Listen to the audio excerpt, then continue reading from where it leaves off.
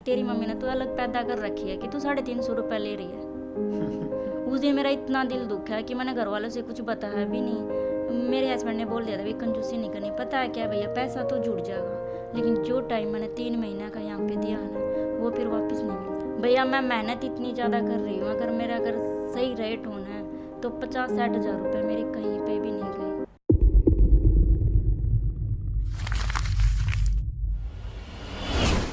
Hi, this is Ravindra Shivach और आप देखना स्टार्ट कर चुके हैं टैलेंटेड रितु इंसान, जिसमें हम अपने स्टूडेंट्स के इंटरव्यू शूट करते हैं।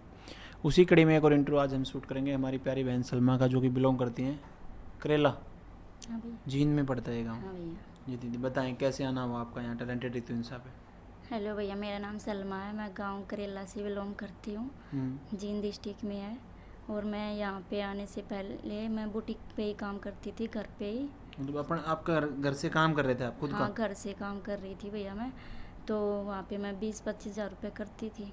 20-25 हज़ार रुपये कमा रहे थे? हाँ भैया। फिर क्या चुल मची आपको कि मतलब चलते हैं मैडम के पास? ठीक फिर तो कमा रहे थे? हाँ भैया, पता है क्या, मैं मेहनत बहुत ज़्यादा करती थी, काम ज़्यादा आता था।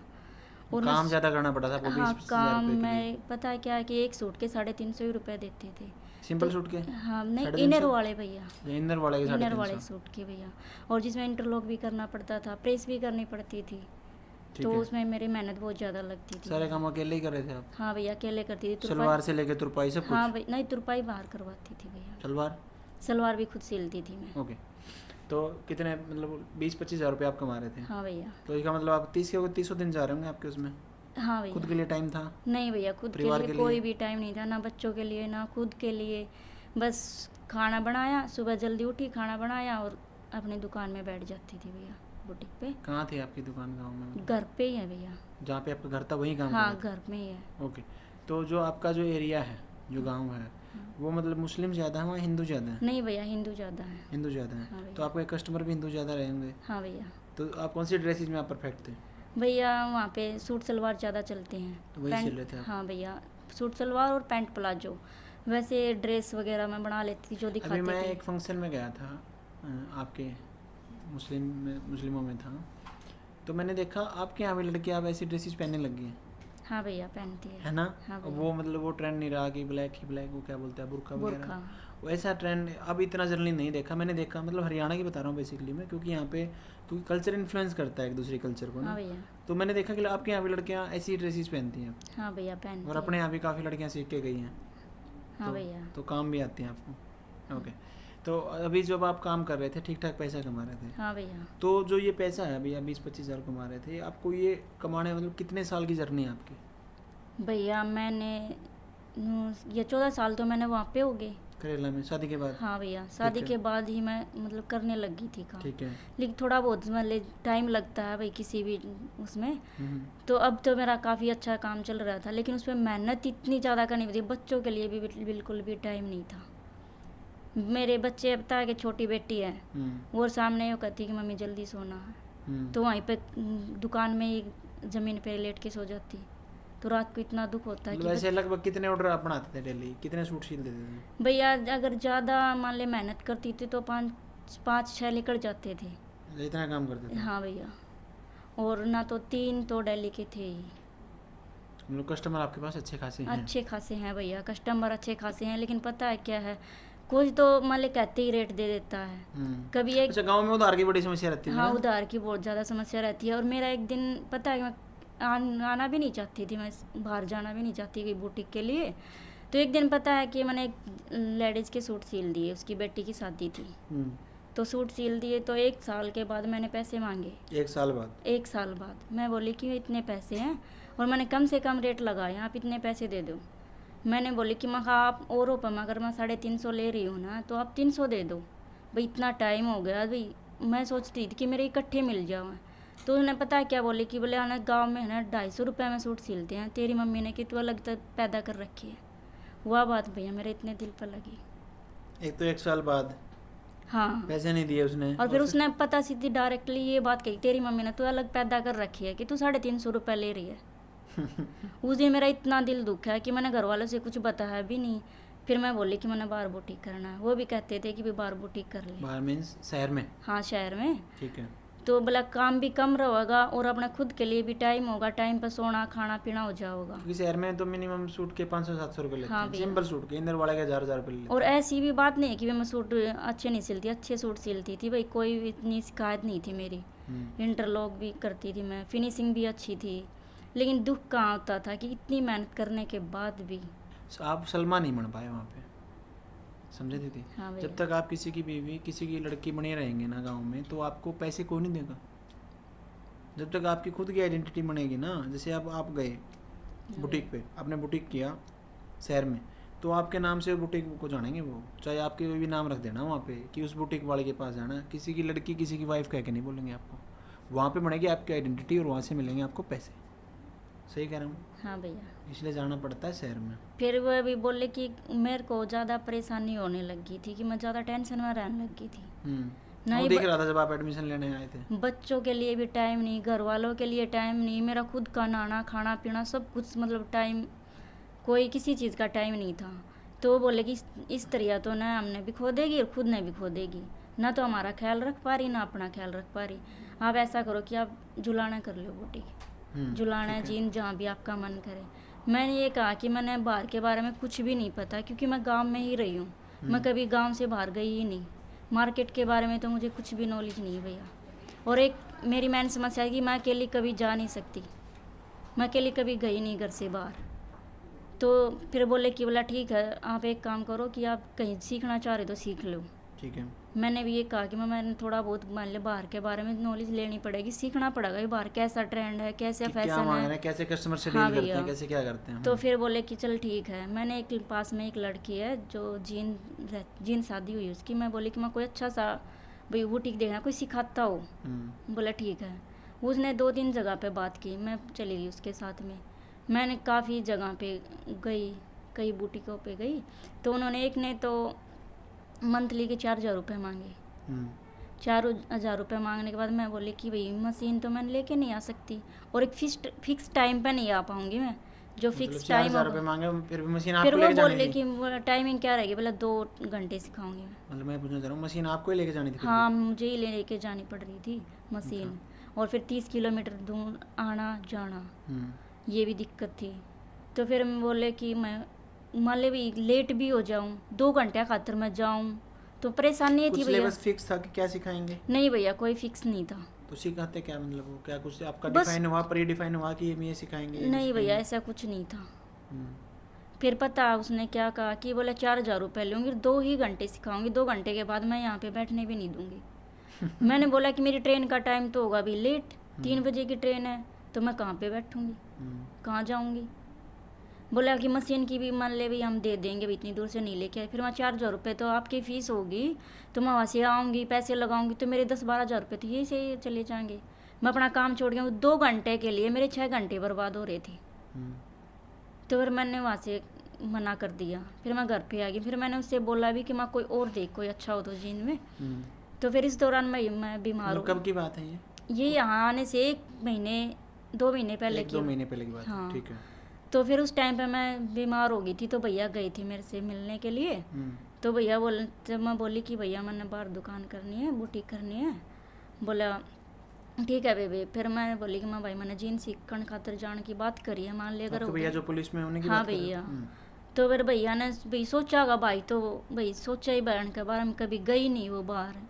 तो उसने यहाँ से पता किया कि बोला कुछ महीने के बाद उसका फ़ोन आया, बोला सलमा तो कहीं नहीं जाइए, मैं यहाँ पे भिवानी में एडमिशन करवा दूंगा और उरा आ जाइए मेरे पास रह लिए।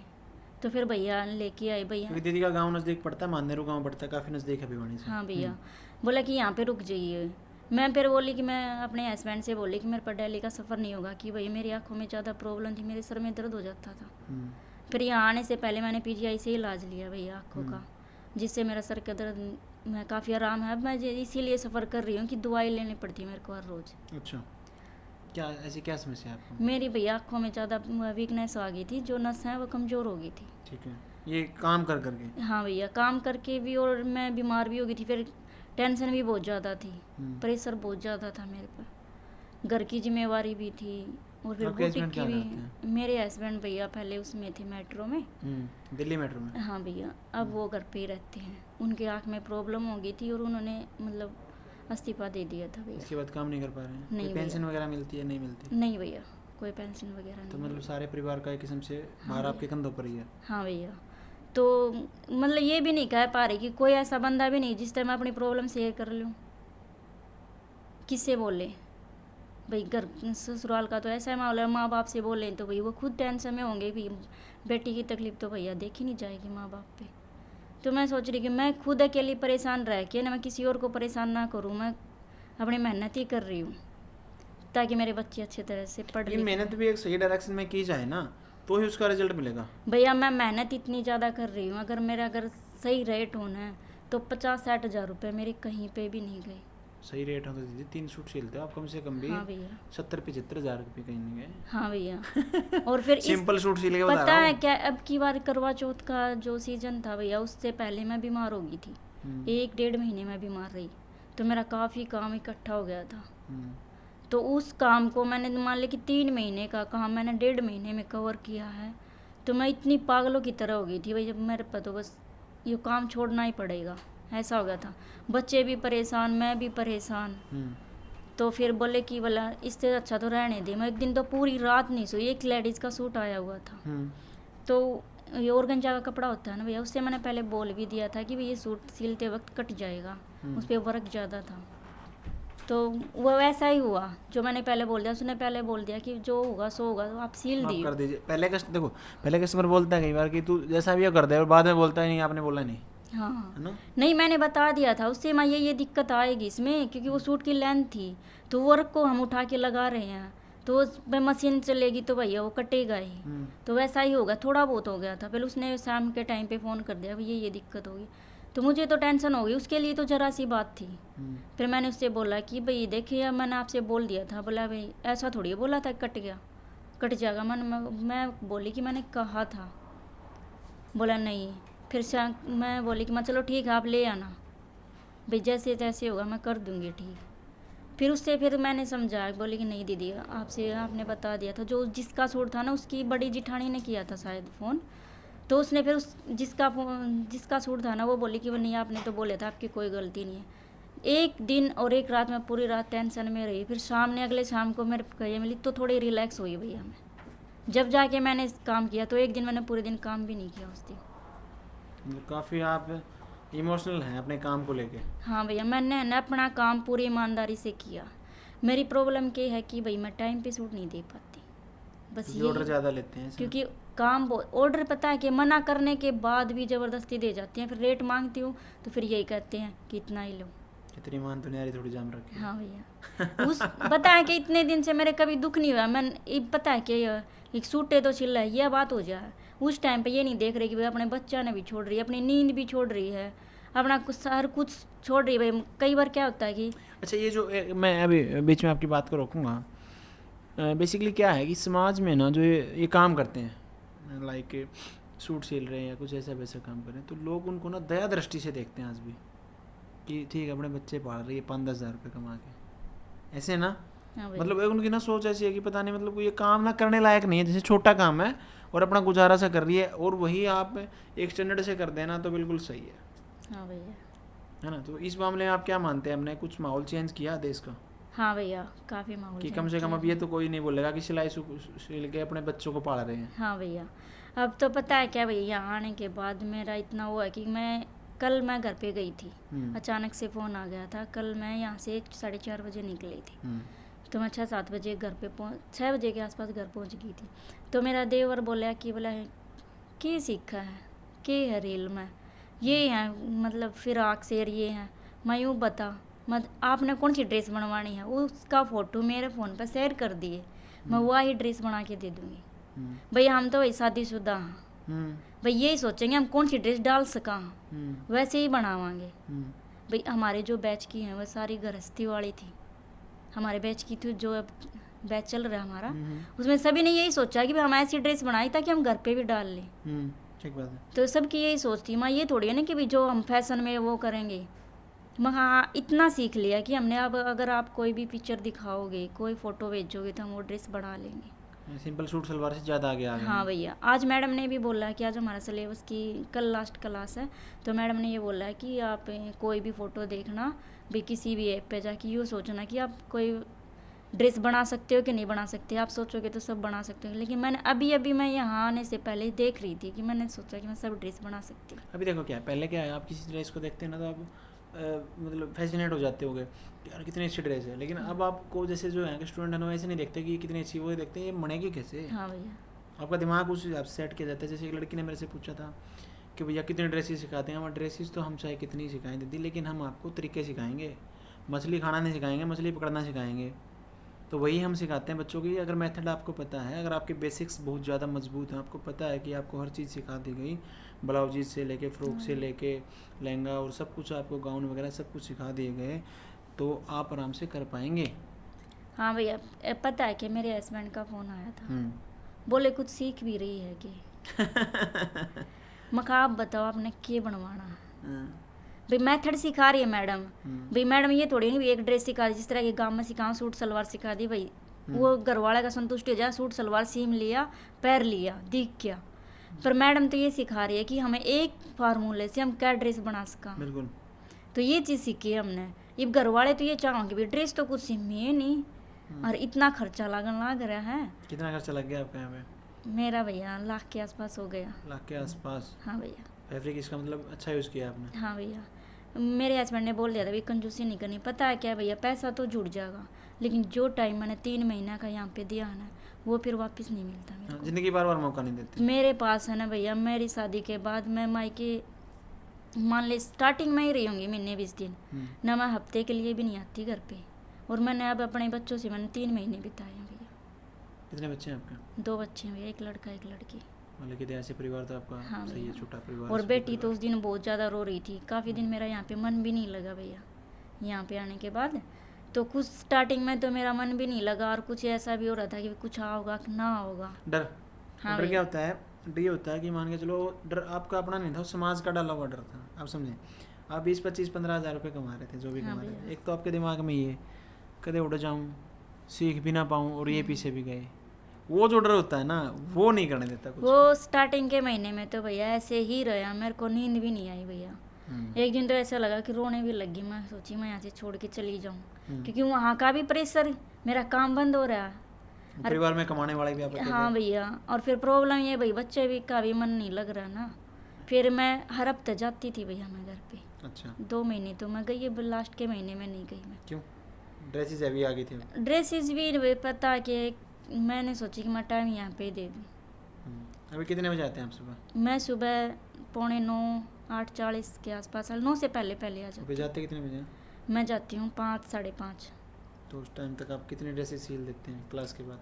भैया मैं ड्रेसेस सिर्फ ये कब स्टार्टिंग में तो मैंने है ना भैया सिंपल सूट सिल लेती, 2-3 भी निकाल ले जाती। फिर मैंने स्टार्टिंग के महीने मैंने खूब काम किया भैया। मतलब बुटीक का? हाँ भैया। वहाँ के ऑर्डर यहाँ कंप्लीट किए हैं? फिर ऐसा? हाँ मतलब पेंडिंग में थे ना, वो ही किया है। हाँ, मतलब पेंडिंग के ऑर्डर आपने यहाँ कंप्लीट हाँ किए? भैया। आपने शायद मेरे से पूछा भी था कि हाँ, क्या मैं ये पूछा काम था कर जी। सकती हूँ? मैंने कहा ना कोई फिर मैंने ना खुद यूँ सोचा कि 10-15 दिन तो मैंने किया, फिर मैंने छोड़ दिया। मैं यहाँ पे तो डबल नुकसान हो रहा है मेरा।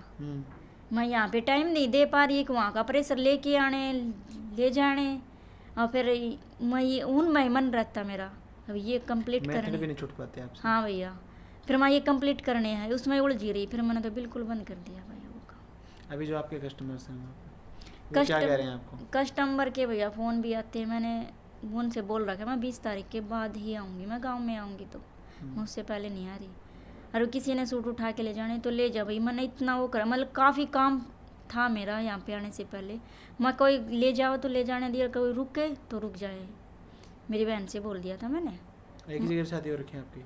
हाँ भैया, दोनों बहनें एक ही जगह ओके। पे हैं। तो अभी वहाँ यहाँ से आप जाएंगे तो कितने पैसे चार्ज करेंगे लगभग? कुछ बढ़ाएंगे रेट को? गाँव में भी रहेंगे तो भी? हाँ भैया। कितने? भैया कम से कम 500 रुपये तो रेट का रहेगा ही, जिसमें इंटरलॉक भी नहीं करूँगी मैं। 500 रुपये इनर वाले के बता रहे हैं आप? हाँ भैया। और बेसिक उसके सिंपल उसके भैया 300 रुपये। पता है कि गांव में ये चीज़ है कि ये देखिए जहाँ कभी पता नहीं किसी 150 में सील दे, 200 में सील दे, हाँ। वो 150 में लेकिन एक सील चीज़ मैं बताऊँ आपको, अगर आप इतना पैसा लेंगे ना गांव के हिसाब से ज़्यादा लगेगा लोगों को, लेकिन आपके पास कस्टमर भी वो आएंगे जो शहर में सिलवा रहे होंगे। भैया उनको कम लगेगा वो पैसा। हाँ भैया, पता है अब भी मेरे पास कस्टमर वही आते हैं जो महंगे सूट सिलते हैं। सस्ते सूट मेरे पास सिलने नहीं आते भैया। मेरे पास जो सूट सिलने आते हैं वो 1000 से ऊपर ऊपर की रेंज के आते हैं, क्योंकि उन्होंने ये रेट भी ज़्यादा लगते हैं भैया, 350 के भी। कोई नहीं, अभी क्या करेंगे आप जाके ना अपनी मार्केटिंग स्टार्ट करेंगे। हाँ भैया। मार्केटिंग ऐसी होनी चाहिए, देखो अभी आप इस चीज़ को समझो कि सूट है, और मैं तो कहूँगा यहाँ से जाने के बाद ना सूटों पे ध्यान मत दो, जो ड्रेसेस है ना उन पे फोकस करो आप। हाँ भैया, पता है क्या है भैया, सूट भी सिलने पड़ते हैं। नहीं सूट कम सिलने कम पड़ते हैं, मैं हो। मना नहीं कर रहा, हाँ भैया। लेकिन आप लोगों को ये दिखाने में अगर कामयाब हो कि मुझे ऐसी ऐसी ड्रेसेस भी बनानी आती हैं, तो आप बहुत बेटर पैसा कमा पाएंगे। हाँ भैया, अभी काफ़ी इंतज़ार भी कर रहे हैं कि ये ड्रेस बनानी है। हाँ ये वही मैं बनानी कह रहा है, हूँ, यहाँ पे लड़कियों ने दामन सिल के 5-5 हज़ार रुपये लिए हैं, हाँ। समझे। काफ़ी अच्छी सिखाती है भैया मैम। ओके, तो पहले दिन जब आप यहाँ पे आए क्लास में, जब सिखाया गया सिंपल सिलाई कैसे करते हैं, कैसा लगा आपको कि ये सीखने थोड़ी आए थे इतने साल के ना भैया, स्टार्टिंग में तो ऐसा ही लगा, मखा पता नहीं कहाँ फंस गए। बाद? डूब गए। फिर हम 3-4 जने थी, हम्म, दो फ्रेंड और हैं, वो भी ये सोचे सलमा पता नहीं कहाँ फंस गए। हम्म। एक दिन तो इतना सर में दर्द हो, उस दिन पता नहीं क्या था, कुछ था। सुंदराराम हॉल की क्लास होगी ऐसा। हाँ, उस दिन चौथे हम क्लास। फिर है ना वहाँ चल बाहर चल लाएंगे, चाय पी के आवांगे। सर्दी थी, सर्दी का मौसम था, सारे बाहर जाके बोले भाई कुछ भी समझ में ना आता। भाई सब ने ये सोचा वहाँ पे भी भागे ना, तो लास्ट तक देखांगे क्या होगा क्या नहीं होगा। यही मैं पहले दिन मैं भी समझाता हूँ बच्चों को कि ऐसा है, जो आपका जोश और जुनून है ना जल्दी ठंडा हो जाएगा।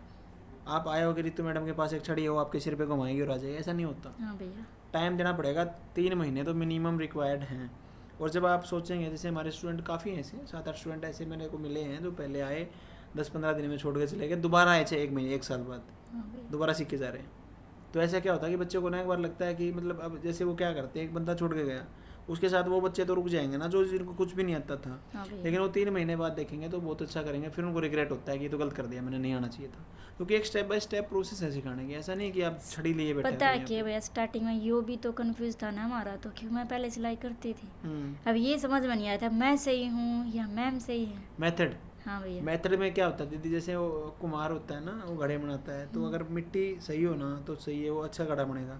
लेकिन अगर वो गड़बड़ है, पहले उसमें कुछ छेड़खानी कर रखी है ना, तो बनता नहीं है अच्छा। हाँ भैया। तो ये समस्या है, जो सीखे सिखाए होते हैं ना, वो पहले अपना मेथड भी रखते हैं, फिर यहाँ का मेथड भी और मिक्स करके ख़राब कर देते हैं। फिर भैया पता है कि मेरे 20-25 दिन तो इतना दिमाग ज़्यादा ही खराब रहा, हम्म। मन भी नहीं लग गया। मैं एक बार मैं घर पर गई तो घर के भी गुस्सा करेंगे, भाई इतना टाइम भी लगा दिया। फिर ना ही समझ में आया था क्यों गई। हम्म। फिर मैंने सब कुछ छोड़ के अपना एक साइड ना छोड़ के स्टार्टिंग तो यूँ सीखना शुरू किया कि मैंने कुछ भी आता ही नहीं। उस दिन के बाद आज तक भाई, फिर हमारे जो कली वाला मेथड था ना, हम्म। वो क्लियर होने के बाद उस दिन तो मेरा मन इतना खुश हो गया कि भाई सब कुछ आ गया, क्योंकि काफ़ी अच्छी ड्रेस बन गई थी मेरी। मैंने 2-3 ड्रेस बनाई थी। मेन चीज़ ये भी हुई ना दीदी कि आपको अपने मेथड कहीं ना कहीं छोड़ने ही पड़ेंगे, हाँ भैया। नहीं तो मिक्स करेंगे आप। हाँ भैया। यहाँ भी सुन रहे हैं, अगर आप मान के चलो आप यहाँ आ रहे हैं तो कोरे कागज़ की तरह आना पड़ेगा आपको, फिर जो मैडम सिखा रही हैं वो बिल्कुल सेट आएगा। हाँ फिर भैया मैंने ऐसा ही किया कि फिर मैंने पिछले अपना को कैसे कवर किया आपने, क्या 25 भैया? दिन वाले को? वो तो पहले मेरे दिमाग में तो थे ही, मैं अपना दिमाग चला रही थी भैया, अपना एक काम से कर रही थी। फिर मैं सब कुछ छोड़ मैडम का मेथड तक कर, लेकिन सही फिटिंग वगैरह आई ना तो मैंने सब कुछ छोड़ दिया वो पहले ओके। वाला। तो 3 महीने के दौरान टोटल एक्सपीरियंस यहाँ का कैसा रहा आपका, अच्छा बुरा? बहुत कैसा? अच्छा रहा भैया, बहुत ही अच्छा। अब किस तो चीज़ ने मोटिवेट किया आपको यहाँ इंटरव्यू देने के लिए लास्ट में? मैं क्योंकि आप काफ़ी शर्मिले स्वभाव भी हैं। भैया, मैं ना जब आपसे बातें करती हूँ ना हम्म। तो मुझे ऐसा लगता है कि मुझे आगे बोलने की नॉलेज मिलेगी। जब आप कई बार स्टार्टिंग वाले दिन आई ना मैं यहाँ पे, तो मैं काफ़ी डरी सी थी। मैं सोची पता नहीं किसा होगा, अभी इतनी भीड़ भी थी और पता नहीं भाई कोई वीडियो भी भाई जब अगर हम देखते हैं भाई तो ऐसा लगना पता नहीं क्या होगा। मैं बाथरूम में गई तो भी मुझे डर लग रहा था। फिर जब आपने क्लास ली थी ना कि आपने यहाँ के रूल बताए, उस दिन के बाद मैं टेंशन फ्री हो गई थी। हाँ, डर नहीं लगना चाहिए यहाँ पे। हाँ जैसे भैया। सेफ्टी और सिक्योरिटी अगर नहीं होगा ना दीदी, तो आप मान के चलो हमारे पास उड़ीसा आंध्रा से लेकर हर जगह से ऑल ओवर इंडिया से बच्चे आते हैं। अगर सेफ्टी और सिक्योरिटी को लेकर कंप्रोमाइज़ हो गया तो कौन भेजेगा अपने बच्चों को? फिर मैंने घर पे फ़ोन भी किया था भैया मेरे हस्बैंड के पास, मैं यहाँ के रूल बहुत अच्छे हैं, अब मुझे कोई टेंशन नहीं है यहाँ पे रहने में। या कोई ऐसी कोई समस्या नहीं। देखो, समस्या तब होगी क्रिएट दीदी जब कोई लड़की खुद क्रिएट करके आई होगी हाँ भैया। अपनी लाइफ में। अगर उसने खुद ही समस्या कोई क्रिएट कर रखी है, उसका तो देखो हमारे पता पास कोई है। इलाज नहीं है। लेकिन यहाँ कोई क्रिएट नहीं होगी, सेंटर में ही हमारी गारंटी है। पता है क्या भैया, एक तो हम घर से बाहर कभी गए नहीं, तो और एक हम भाई फ़ोन में देखते हैं जो सीरियल आते हैं, उनमें जो क्राइम पेट्रोल वगैरह देखते हाँ। हैं, तो उनसे मैं काफ़ी देखती हूँ भैया। क्राइम पेट्रोल उसी अच्छा एक चीज़ और है, क्राइम पेट्रोल वगैरह देखने के बाद ना इंसान डर जाता है, बहुत वो हर ज़्यादा। किसी को शक की नज़र से देखता है ना। हाँ भैया। बीच में मैंने भी काफ़ी देखा है, लेकिन मैंने बंद कर दिया वो। हर इंसान उसको चोर दिखता है, हर मर्डर दिखता है, और हर चीज़ उसको साइन दिखती है कि इससे बच लो। 10 तक क्राइम पेट्रोल 10 तक पता है होता है क्या ना। भैया, हम तो चलो ठीक है, हमारी तो हो गया टाइम पास। कहाँ कुछ दीदी, अभी तो बच्चे 30-32 साल की उम्र है, अभी कहाँ नहीं, टाइम फिर पास हुआ पता है आपका। कि बच्चों के लेके थोड़ा डर सा रहता है मेरे को, हम्म, क्योंकि बच्चे हमारे पैदल जाते हैं स्कूल में। कहाँ गाँव में जाते हैं? हाँ, गांव में ही भैया। तो इसलिए मैं ये क्राइम पेट्रोल वगैरह देखती तो काफ़ी डर जाती थी। मैं उनसे बोलती हूँ बच्चों के साथ लेके जाना और छोड़ के आया करो। आजकल भैया किसी पे कोई भरोसा नहीं कर सकते। नहीं, ये तो सच्चाई है। फिर मैं इस बोली बात कि में माँ कोई दो राय मेरे नहीं है। बच्चे थे ना, माँ किसी के पास नहीं छोड़ने, ना किसी के पास जाएंगे। बोला एक पता नहीं आपका दिमाग में क्यों हो रहा है, क्यों नहीं हो रहा। मैं कहा बस कुछ ना। फिर उन्हें पता चला कि मैं क्राइम पेट्रोल देख दिया, उन्होंने मना करवा दिया। अभी उसके बाद ठीक हो गया सब? फिर मैंने खुद भी छोड़ दिया। फिर एक पड़ोस में थी, मतलब चाची लगा हमारे परिवार में, वो बोली सलमा क्यों रहा तेरा आजकल टेंशन में रहा। मैं बोली मैं क्राइम पेट्रोल देखूं। बोली पागल हो जाएगी, मत देखा कर। बोला मैं भी देखा करती तो मेरा दिमाग नुए था। नहीं, एक्चुअल में नाटक ऐसा है कि आपको नेगेटिव कर देता है प्रॉपर है। आप पता है क्या भैया, शाम को मैं काम करती, सब सो जाते, हम्म। मैं रात को 10-11 बजे लग काम करती दुकान में, तो अकेले का मन नहीं लगता, वो चला के छोड़ दिया करती। मैं और तो क्या ही देखूं, तो वो आदत सी हो गई थी। काफ़ी दिन देखा मैंने, फिर मैंने छोड़ दिया। मैं ये तो ज़्यादा दिमाग खराब करने वाली बात होगी भैया। फिर बोला कि नहीं ये मत देखा कर। फिर मैं न्यूज़ देखा करती, मैं न्यूज़ और क्राइम पेट्रोल ही देखती थी। न्यूज़ से भी भड़क होती थी। न्यूज़ तो और ज़्यादा खतरनाक है अपने देश हाँ में। भैया, मैं न्यूज़ इतनी ज़्यादा देखा करती भैया, कमरे से टीवी ही हटा दिया। दीदी न्यूज़ एक चीज़ देखो ना, न्यूज़ भी दिखाते क्या है, डिबेट दिखाते हैं। हाँ भैया। हिंदू मुसलमान, भारत पाकिस्तान, और 4-5 टॉपिक हैं इनके पास ना, बस इससे अलग है क्या। अब हमारे फिर- यहाँ कितने स्टूडेंट आते हैं मुस्लिम के, और सिख आते हैं, आपके क्रिश्चियन भी आए हैं। हमने तो किसी को ऐसा नहीं देखा कि नहीं किसी ने भैया। कुछ नौटंकी कर दी हो। नहीं भैया, लेकिन यहाँ आप का तो- आज न्यूज़ चैनल खोल के देख लो, शाम को सेम वही कहानी रिपीट है, रिपीट टेलीकास्ट हर न्यूज़ चैनल पे। अभी यहाँ पे भैया मैंने 2 महीने हो गए, हाँ। बिल्कुल दिमाग शांत है मेरा। यहाँ पे हुआ कभी आपके साथ, जैसे आप मुस्लिम हैं, आपके साथ किसी ने यहाँ पे भेदभाव किया कभी? नहीं हुआ भैया। किसी स्टूडेंट ने किया हो? नहीं भैया, किसी ने नहीं होता ना। नहीं। एक दिन एक लड़की बोली कि आपका क्या नाम है, बोली सलमा। बोले आप मोमडन हो, मैं कहा हाँ। बोले आप लग तो नहीं रहे, मस्कल पर थोड़ी लिखा हुआ है। भाई हम तो जिसा व्यवहार उसके साथ वैसे ही पेश। हाँ भाई, कोई भी धर्म, कोई भी शिक्षा ये नहीं सिखाता कि भाई हम किसी से द्वेष करें। बिल्कुल, कोई नहीं बदलता। कोई किसी ने नहीं बदलता।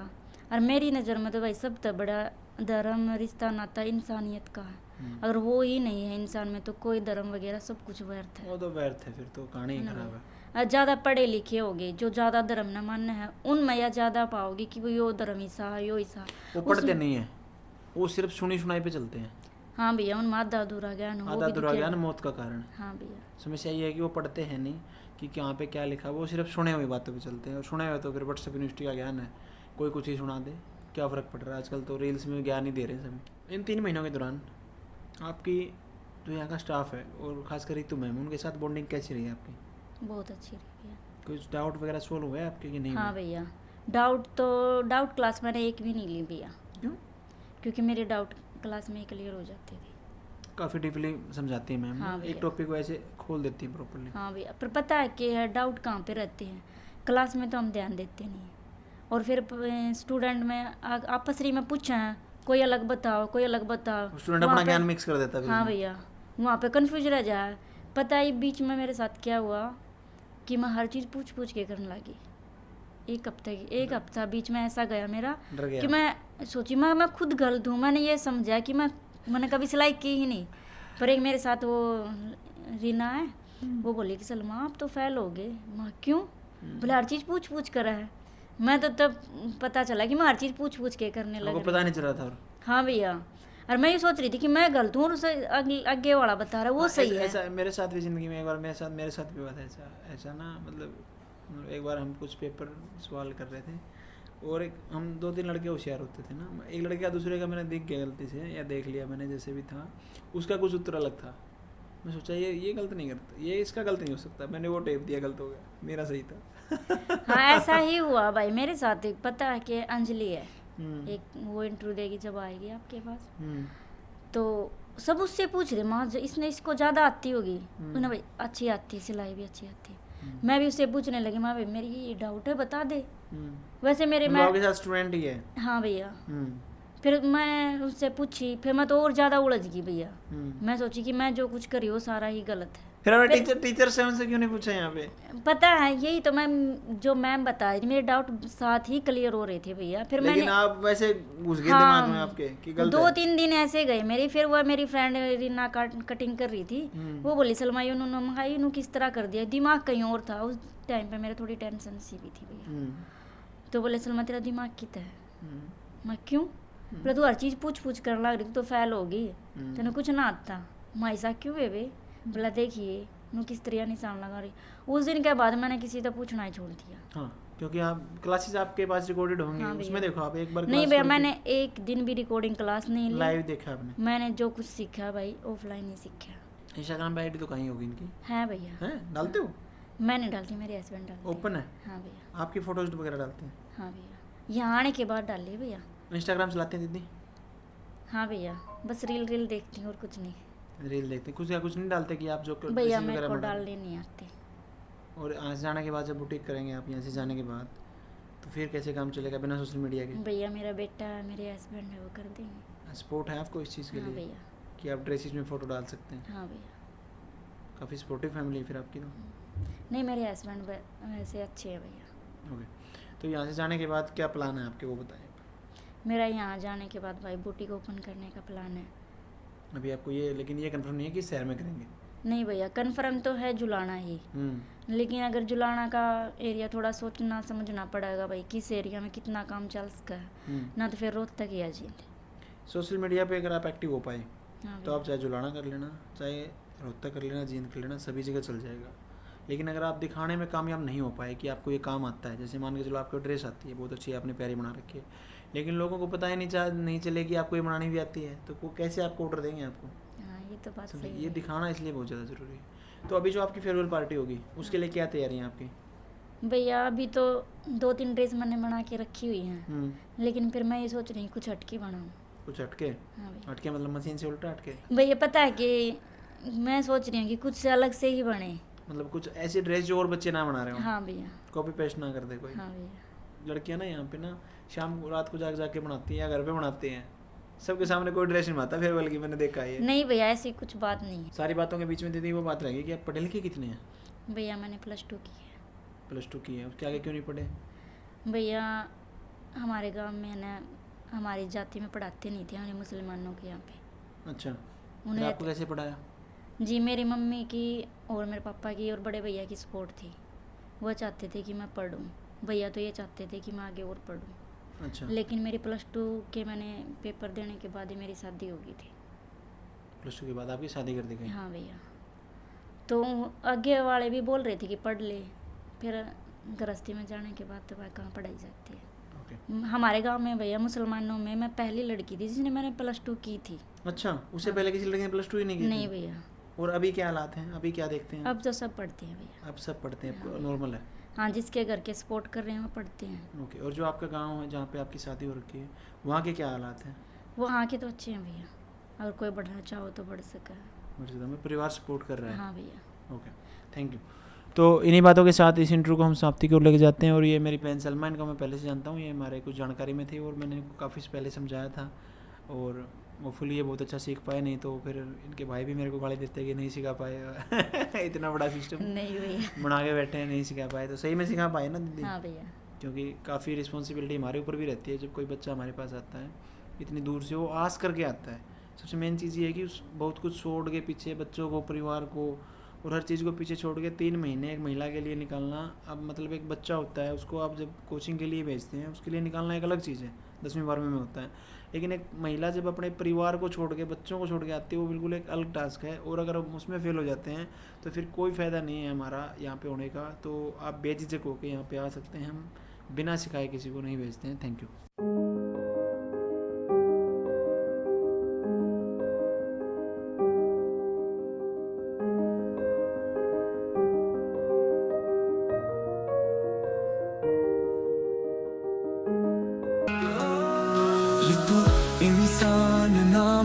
सका।